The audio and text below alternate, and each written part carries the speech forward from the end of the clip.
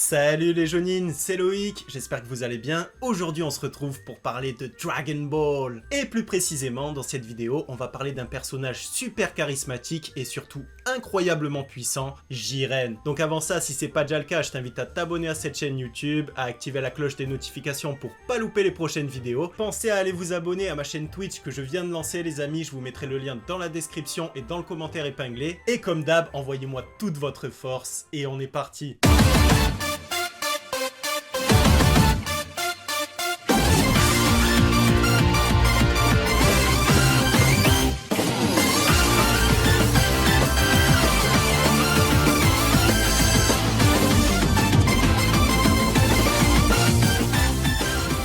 Jiren, ou Jiren le Gris pour les intimes, est un des principaux antagonistes de l'univers de Dragon Ball. Et le moins qu'on puisse dire, c'est que ce personnage, il est stylé. Déjà parce que c'est un des seuls persos de DBS qui est vraiment charismatique, on va pas se mentir. Ensuite parce qu'il est bien sûr incroyablement puissant, mais aussi parce que Jiren, il a une vraie histoire qui le caractérise. Quand il était encore enfant, un démon surpuissant est venu décimer son village et il a été sauvé de justesse par son maître Gichin. Plus tard, le monstre il a refait surface et cette fois, il a tué son maître et une bonne partie de ses disciples. Et en voyant ça, il y a tous les survivants qui ont pris peur et qui se sont enfuis. Et c'est à ce moment-là que Jiren, il a compris qu'il ne fallait pas croire en la confiance, mais qu'il fallait seulement croire en sa propre force. Par la suite, pour pouvoir devenir le plus fort possible et éliminer le démon, Jiren s'est entraîné vraiment chaque jour comme si sa vie en dépendait. Il a ensuite vécu seul jusqu'à rencontrer les Pride Troopers, dont il va rejoindre l'équipe parce qu'il déteste le mal et l'injustice.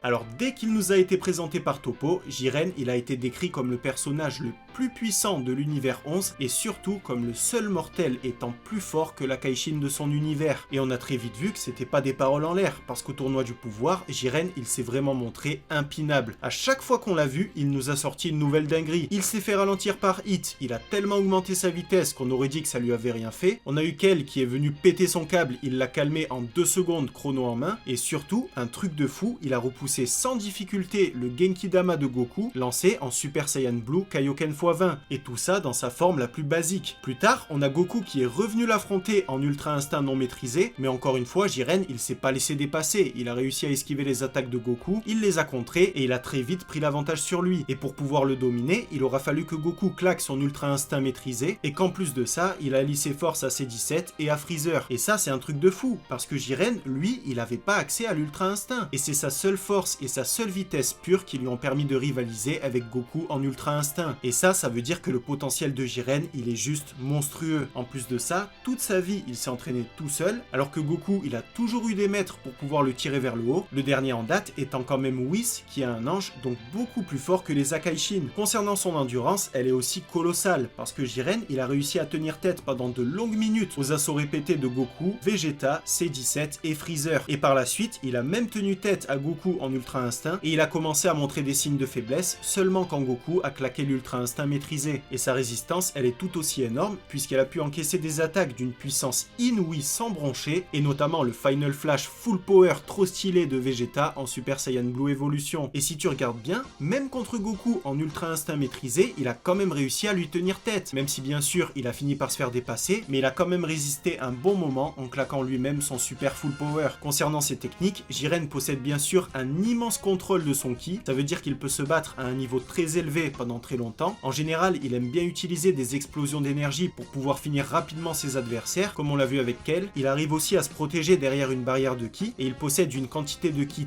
tellement élevée que même quand il le relâche seulement avec ses yeux, les dégâts sont monstrueux. Par exemple, c'est comme ça qu'il a réussi à contrer le Genki-Dama de Goku, à repousser les assauts de Golden Freezer, et même à repousser le Final Flash de Vegeta Blue Evolution. Pour ce qui est de sa vitesse, Jiren dit lui-même à Toppo dans le manga qu'il est plus rapide que les vaisseaux de son univers, et on sait que l'univers 11, il possède une technologie qui est très avancée. Et pour rappel, dans l'univers 7, même le vaisseau basique de Namek, il a permis à Bulma d'atteindre Jupiter en seulement quelques secondes. Donc par déduction, la vitesse de Jiren, elle est plusieurs milliers de fois supérieure à la vitesse de la lumière, ce qui est cohérent avec le fait qu'il soit décrit comme le seul mortel plus fort que son Akaishin. Par contre, Toppo, il a bien précisé qu'il s'agissait seulement de force brute, donc on peut quand même supposer que dans un combat entre Vermoud et Jiren, Vermoud pourrait pourra avoir l'avantage grâce à ses techniques surpuissantes, comme par exemple enfermer les gens dans des bulles de champagne, ou encore faire le mort pour éviter de prendre des dégâts. Et enfin, concernant sa force de destruction, elle se rapproche du niveau Galaxy dans le manga, via les déclarations de Zamasu et de Moro, et dans l'anime, il a même été évalué au niveau Univers Plus, parce qu'il a été reconnu comme étant l'adversaire le plus puissant que Goku ait jamais affronté, donc logiquement plus fort que Super Zamasu, et Super Zamasu, il avait réussi à fusionner avec tout le continuum espace-temps, et il avait même commencé à empiéter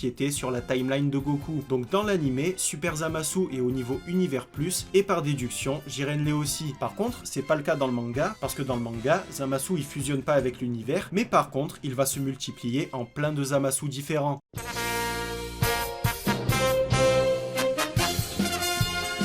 Et on finit cette vidéo avec quelques anecdotes sur Jiren. Déjà pour commencer, dans la saga Dragon Ball Heroes, Jiren a l'avantage sur Cumber en Super Saiyan 3 Full Power, sur Zamasu fusionné et sur Earth, ce qui amène Earth à dire que Jiren est l'être le plus puissant de tous les univers. Dans Xenoverse 2, on a aussi Jiren en Full Power qui arrive même à rivaliser avec Broly en Full Power, ce qui va casser au passage les barrières dimensionnelles de l'univers. Dans Fighter Z, Jiren il déclare même qu'il est supérieur à Super Vegeto Blue et Super Gogeta Blue, et même à Gogeta en Super Saiyan 4, alors que dans Dragon Ball Legend c'est tout l'inverse parce que Jiren il se fait éclater par Gogeta Blue. Et enfin, en chinois, le mot Jiren il signifie bon, gentil, généreux, alors qu'en japonais, si on lit les kanji à l'envers, ça donne Renji, ou Range en anglais qui signifie la poêle.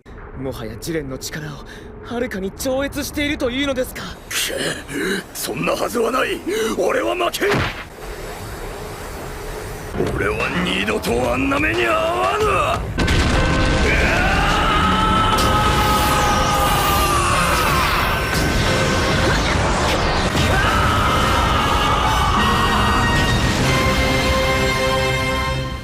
Et voilà pour cette vidéo, j'espère qu'elle vous a plu. Si c'est le cas et que vous voulez me soutenir, comme d'hab, pensez à la liker et à vous abonner. N'hésitez pas à me dire en commentaire ce que vous pensez de Jiren et quel est votre personnage préféré de Dragon Ball. Et de mon côté, je vous dis à très vite pour une nouvelle vidéo, un nouveau manga, et en attendant que la force vous anime les Jonin.